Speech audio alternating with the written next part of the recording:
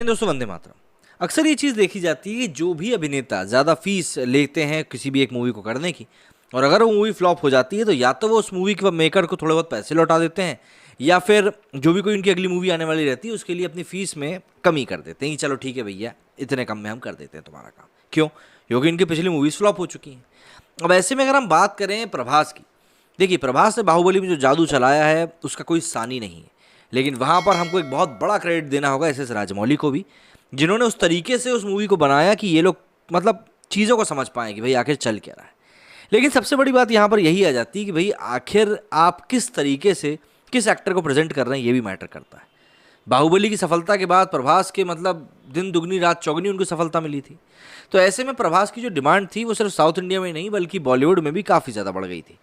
और यही ऐसा देखने के लिए भी तब मिला जब साहो रिलीज़ हुई, उसके बाद राधेश्याम रिलीज़ हुई।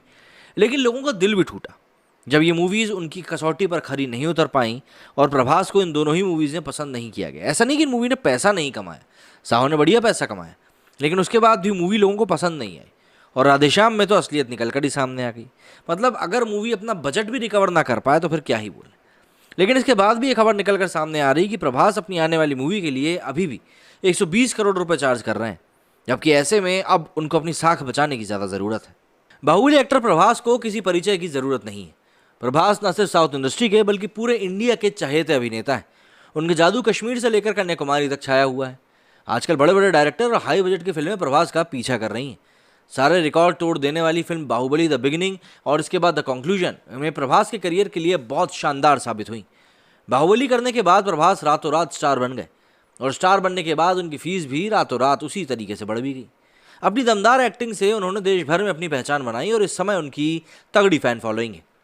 समय की बात करें तो कमाई के मामले में भी प्रभास पीछे नहीं है। वे बॉलीवुड के उन एक्टर्स में से हैं जिन्हें सबसे ज़्यादा पे किया जाता है। वैसे तो इस समय प्रभास फिल्म आदिपुरुष में काम कर रहे हैं, लेकिन बॉलीवुड लाइफ के सूत्रों की माने तो उन्होंने फिल्म के मेकर्स से अपनी फीस बढ़ाने की बात कही है। पहले वो फिल्म के लिए 90 करोड़ रुपए चार्ज कर रहे थे, लेकिन अभी उन्होंने इसे बढ़ाकर 120 करोड़ रुपए कर दिया है। जी हाँ, 120 करोड़ रुपए। प्रभास की इस मांग के बाद फिल्म के बजट में भी इजाफा हुआ है।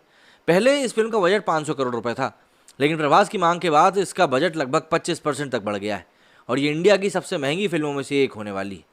प्रभास की पिछली फिल्मों की बात करें तो फिल्म राधेश्याम पूरी तरह से फ्लॉप रही थी, और फ्लॉप फिल्म देने के बाद भी अभिनेता अपनी पेमेंट बढ़ाने की बात करे तो कहीं ना कहीं तो ये अजीब सा लगता ही है। वहीं बात करें फिल्म आदिपुरुष की तो ये फिल्म अगले साल जनवरी 2023 तक सिनेमा हॉल में आ जाएगी। फिल्म की कहानी हिंदू माइथोलॉजी पर आधारित है। महाग्रंथ रामायण पर आधारित इस फिल्म को दर्शकों का कितना प्यार मिलेगा ये देखना दिलचस्प होगा। इस फिल्म के डायरेक्टर हैं ओम राउत। आपको बता दें कि प्रभास के साथ उनके अपोजिट एक्ट्रेस कृति सेनन होंगी। इसके अलावा इस फिल्म में सैफ अली खान भी नजर आने वाले हैं, और प्रभास इस फिल्म में राघव का रोल प्ले करेंगे। तो सैफ अली खान के किरदार का नाम लंकेश होगा।